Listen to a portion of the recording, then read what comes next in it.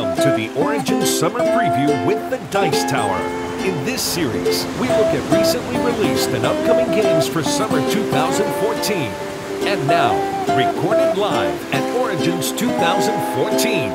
Here's your host, Eric Summerer. It is the Origins Summer Preview with the Dice Tower. I'm Eric Summerer here with Keith Bloom from Queen Games, and this is Tortuga.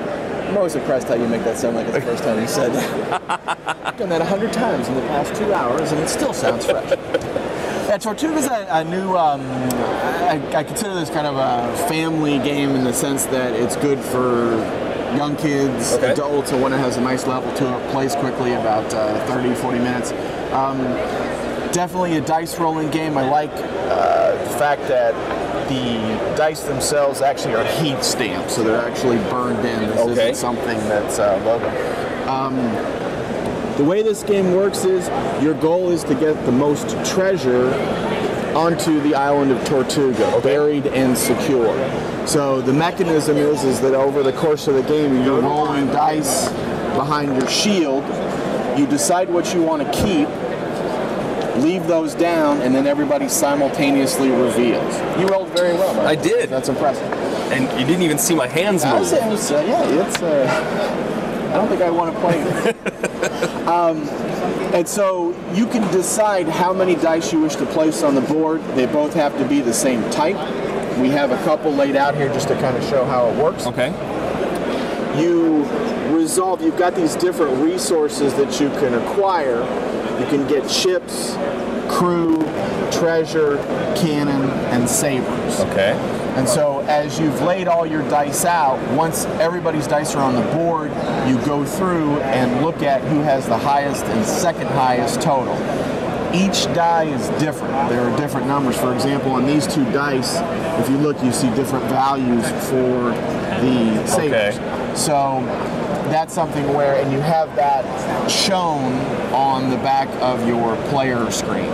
So you know which ones. The reason why that's important is there's a wild card, which is the crossbones, or skull and crossbones, and you can realize, okay, I can move that to whatever icon I want, and then I can quickly see that. What are my choices? Yeah, exactly.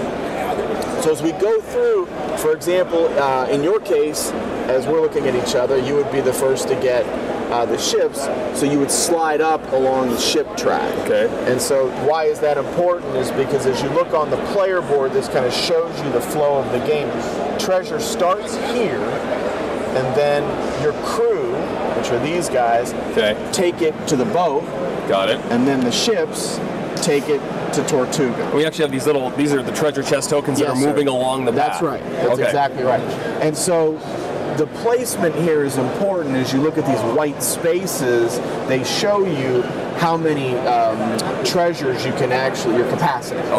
So if, for example, somebody hits me with a cannon and causes me, let's say I were here and had 3 treasure, I'm going to steal yours. Sure, that always seems appropriate. Steal my treasure, that's fine. You've got treasures in the bag here. So if I had, for example, 3, and somebody hit me with the cannon, then I would actually lose the treasure to the island. The island of misfit treasures.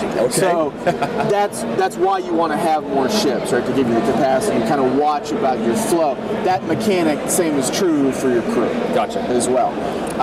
The other thing about these is they determine the location of these, determine how many dice you can put in the cannon and saber locations. So you can't load up immensely at the start of the game when you're here. I believe you're actually here to start with. So that's something to recognize as well, that there's a limiting factor there.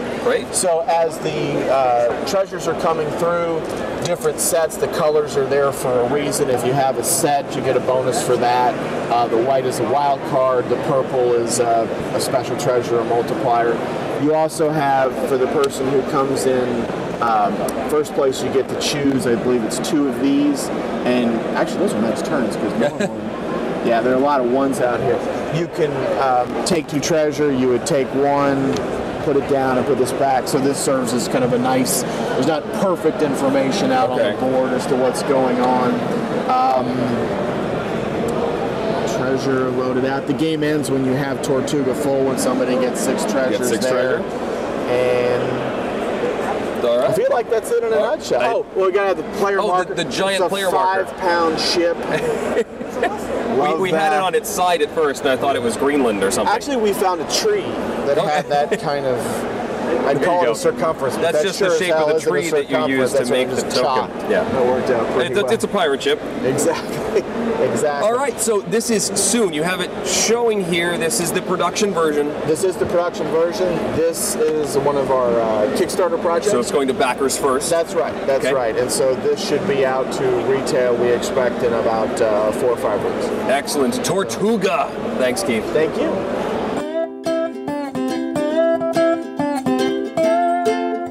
Thank you for joining us today. We hope you join us for the rest of our summer preview videos. We'd like to thank Gamma and Origins for making these videos possible. And we hope that all of you have fun gaming. See you next time.